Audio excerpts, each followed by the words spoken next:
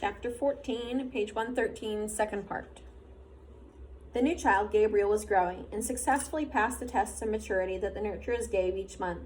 He could sit alone now, could reach for and grasp small play objects, and he had 6 teeth. During the daytime hours, Father reported he was cheerful and seemed of normal intelligence. But he remained fretful at night, whimpering often, needing frequent attention.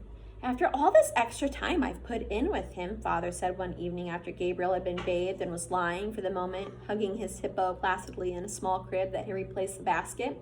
I hope they're not going to decide to release him. Maybe it would be for the best, Mom suggested. I know that you don't mind getting up with him at night, but the lack of sleep is awfully hard for me. How does that make you feel? Wait a dang minute. So they're used to children being absolutely perfect, and they don't usually have to wake up in the middle of the night because all children act the same.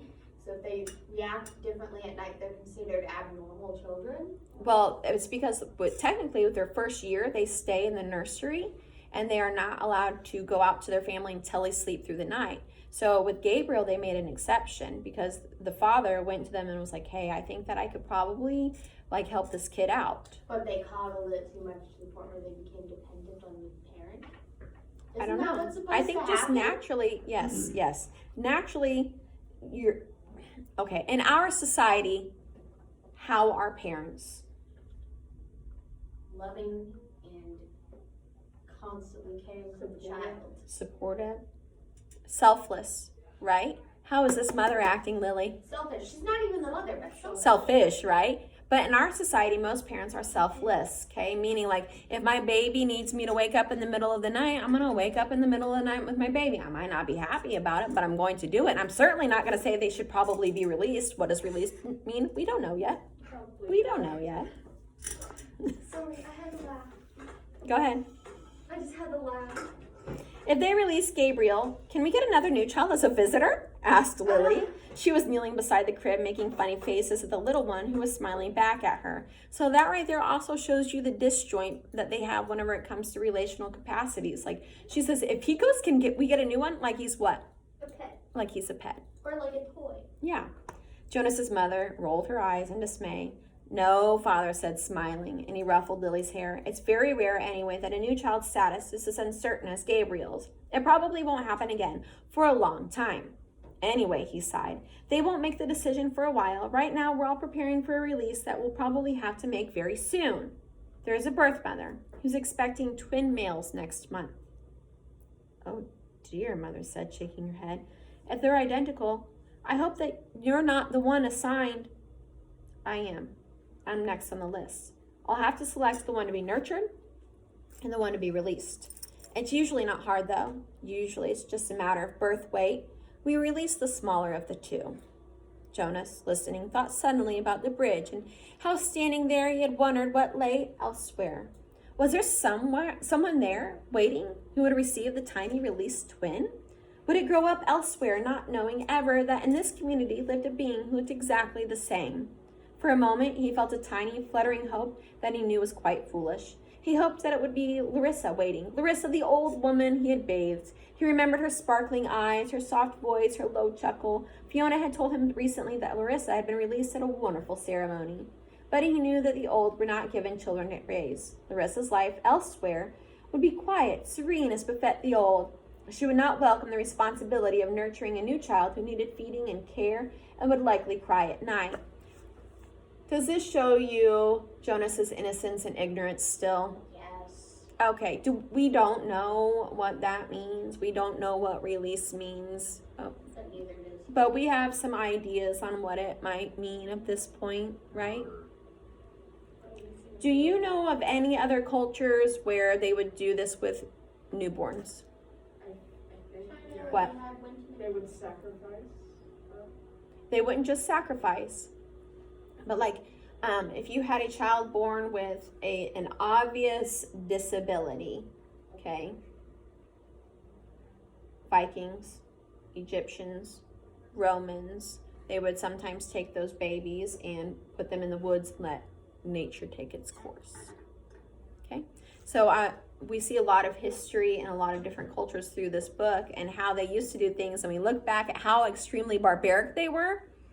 And now they're doing it in this futuristic dystopic novel too, right? So it's like, let's not forget that they did that and we thought it was a horrible thing. Let's bring it back and let's just continue doing it right now.